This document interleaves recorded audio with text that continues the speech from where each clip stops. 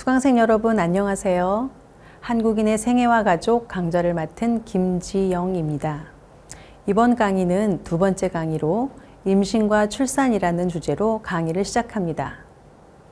인간 생애의 시작은 여성의 임신과 출산을 통해서만 가능합니다. 한국인이 태어나지 않으면 한국인의 생애 이야기도 시작할 수 없습니다. 출산은 임신한 여성의 몸을 통해 새 생명인 아기가 태어나는 것입니다. 그래서 상당히 오랜 시간 동안 문화와는 관계없는 생리적인 현상으로 간주되었습니다. 실제로 임신한 여성의 체형이 변화하고 여성의 자궁 안에서 태아가 자라나고 분만이 일어나는 과정은 인류 공통의 생물학적인 것이라고 할 수 있습니다. 그러나 임신과 출산은 여성이 속한 문화 속에서 실천되어 왔습니다. 1970년대부터 서구 사회의 여성주의자들을 중심으로 보편적인 생물학적 기능으로 간주해온 여성의 출산 능력이 실제 출산 행위로 실천되는 과정은 경제적, 사회적, 문화적 관계들이 개입하는 정치적 장임을 논의해 왔습니다. 인과학에서 출산력은 생물학적인 임신 능력을 의미하는 것이 아닙니다. 출산력은 출산 행위를 통해서 자녀를 실제 몇 명 정도나 가지게 되는가를 의미합니다. 결혼, 피임, 건강, 경제 사정 등을 고려하여 사람들이 실제 아이를 낳을 수 있는 수준을 일컫습니다. 자연 상태, 즉 피임과 같은 출산 억제 방법을 사용하지 않는 상태에서 인간의 가임 능력은 부부당 15명의 자녀를 출산할 수 있습니다. 가임기란 여성의 생애 주기 중에서 임신이 가능한 시기를 뜻합니다. 보통 의학적으로 여성이 초경인 첫 생리를 시작해서 생리가 완전히 중지되는 완경까지의 기간을 가임기로 봅니다. 여성 개인마다 차이는 있지만 평균적으로 한국 여성은 만 13세 전후로 초경을 시작하여 만 50세 전후로 완경을 맞이합니다. 따라서 일반적으로 여성의 가임기는 약 35년에서 40년 정도가 됩니다. 그리고 20대에서 30대 초반에 임신 가능성이 가장 큽니다. 여성의 임신과 출산은 인간 생명의 소중함과 인간의 생애를 이해하는 데 중요한 출발점이 됩니다. 이번 강의를 통해서 한국 여성의 임신과 출산을 둘러싼 다양한 맥락을 살펴보고 한국 여성의 삶에 대해 이해하고자 합니다.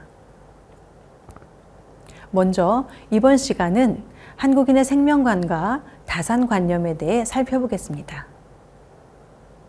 유교에서는 생명을 가문과 국가의 지속을 위한 수단으로 보며 혈연의 계승과 조상 숭배가 핵심 가치를 이룹니다. 즉, 개인의 생명은 가문이라는 사회적 단위의 연속성과 밀접하게 관련되어 있었습니다. 대가 끊긴다는 것은 단지 자손이 없다는 생물학적 의미를 넘어 조상 제사를 잇는 사람이 사라지고 결과적으로 가문의 명맥이 사라진다는 심각한 사회적 위기로 받아들여졌습니다. 이러한 관점에서 생명은 태어나는 순간부터 죽은 이후 조상의 위치로까지 이어지며 철저히 사회적, 관계적 의미를 가집니다. 반면 불교에서는 생명을 윤회의 고리 속에서 이해합니다. 불교에서는 육도윤회라는 개념을 통해서 인간뿐 아니라 모든 생명체가 생사의 고리를 반복한다고 보았습니다. 여기서 육도는 천상, 인간, 아수라, 축생, 악귀, 지옥의 6세계를 의미합니다. 중생은 자신의 업을 따라 이 6세계 사이를 끊임없이 윤회하며 떠돌게 됩니다. 유교가 생명을 사회 질서와 도덕의 연속으로 보는 데에 반해 불교는 생명을 개인의 내면적 해탈과 깨달음을 향한 과정으로 중시하며 인간을 넘어 그 그 범위를 모든 생명으로 확장시킵니다. 유교적 생명관에서 인간의 생명은 하늘의 뜻을 받아 태어난 것으로 이해되었습니다. 이때 하늘이 생명을 끊임없이 낳고 또 낳는다는 생생지리의 개념이 중요한 철학적 배경이 됩니다. 생생지리는 주역의 생생지위역에서 유래한 개념으로 이는 끊임없이 생명을 낳고 기르는 것이 바로 역이다 라는 뜻입니다. 즉 우주의 근본 원리는 만물을 끊임없이 생성하고 순원시키며 조화를 이루는 데 있다는 사상을 담고 있습니다.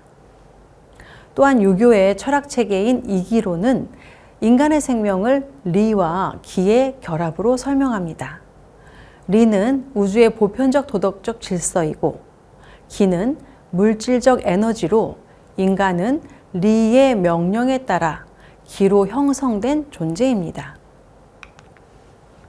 이기론에 따르면 인간 생명은 우주의 원리에 따라 부모의 정기가 결합하면서 탄생하고 그 생명은 도덕적 수양을 통해 완성되어야 하는 존재로 간주됩니다.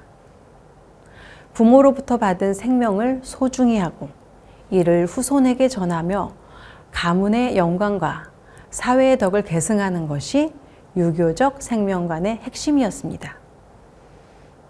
유교적 생명관이 잘 표현된 효경의 구조를 살펴보도록 하겠습니다. 신체 발부, 수지 부모, 불감 회상, 효지 시하라. 이 뜻을 한번 풀어보면 다음과 같습니다. 몸과 머리카락과 피부는 부모에게서 받은 것이니 감히 손상하지 않는 것이 효도의 시작이다. 유교적 생명관에 따르면 생명은 부모와 조상으로부터 이어져 온 것이며 그 자체로 존엄하고 책임이 따르는 존재로 간주됩니다. 자기 몸에 대한 태도와 가족 윤리가 결합된 표현임을 알 수 있습니다. 조선시대 허준이 편찬한 동의보감은 인간 생명의 탄생 과정을 구체적이고 체계적으로 정리하고 있습니다. 동의보감에서는 인간의 생명이 어떻게 탄생하는지를 음양오행의 원리를 통해 설명합니다. 아버지의 양기와 어머니의 음기는 각각 하늘과 땅의 기운을 대표하며 이 둘이 조화롭게 결합할 때 새로운 생명이 형성된다고 보았습니다. 한국인의 유교적 생명관은 단지 개인의 생물학적 생명만을 중시하지 않고 가문의 지속과 사회적 가치, 윤리적 실천을 중요하게 여겼다는 것을 알 수 있습니다. 이러한 생명관은 곧 다산을 미덕으로 여기는 문화로 이어졌습니다.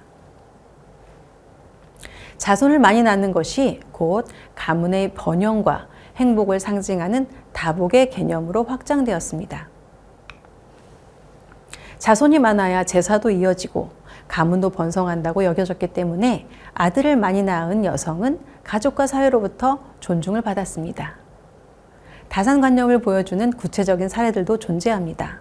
예를 들어 7남매 부인, 10자식 어머니는 자녀를 많이 낳은 여성들을 높이 평가하며 부른 명예로운 칭호였습니다. 또 농경사회에서는 자녀 수가 곧 노동력과 생계 유지의 기반이었기 때문에 자손이 많은 집안은 경제적으로나 사회적으로도 더 유리하다고 인식되었습니다. 이러한 맥락 속에서 다산은 곧 복의 상징이자 생명과 사회적 안정을 아우르는 이상적인 삶의 형태로 자리 잡았습니다. 조선시대 민화에서도 다산과 관련된 상징이 자주 등장하는데 그 대표적인 예가 성류입니다. 성류는 씨앗이 많아 다산과 자손 번창을 상징하는 길상의 소재로 자주 사용되었습니다. 생명의 탄생과 그 지속을 바라는 전통시대 한국인의 생명관을 보여주는 사례라고 할 수 있습니다. 이번 시간은 한국인의 생명관과 다산관념에 대해서 알아보았습니다. 다음 시간은 남아선호와 아들 낳기 기원에 대해 살펴보도록 하겠습니다.